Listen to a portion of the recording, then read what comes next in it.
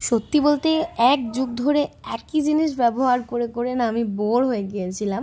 তো dot and কি finally শেষের দোরগোড়ায়, তাই জন্য আমার নতুন সানস্ক্রিন হচ্ছে ফিক্স ডার্মা।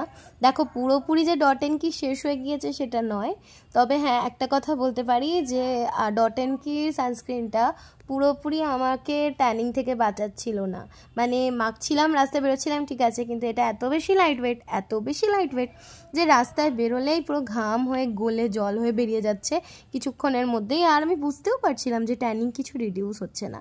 তো এই সলিউশনটা আমি বের করলাম, মানে এই সমস্যাটা সলিউশন বের করলাম অনেক ঘাটাঘাটি করে, যে যখন এরকম হবে তখন আমাদের উচিত দুটো সানস্ক্রিন ইউজ করা, একটা একটু থিক যেটা স্কিনে বসে যাবে মিনারেল বেস, আর একটা লাইট। তো যেহেতু ডট অ্যান্ড কি খুব লাইট, তাই জন্য আমি একটা জেল বেস সানস্ক্রিন অর্ডার করেছিলাম। কিন্তু ফিক্স ডার্মা জেল হলে কি হবে, এটা টেক্সচার একদম সফট লাইট ওয়েট, স্কিনে যাওয়ার সাথে সাথে কোথায় যে হারিয়ে যাচ্ছে খুঁজেই পাওয়া যাচ্ছে না।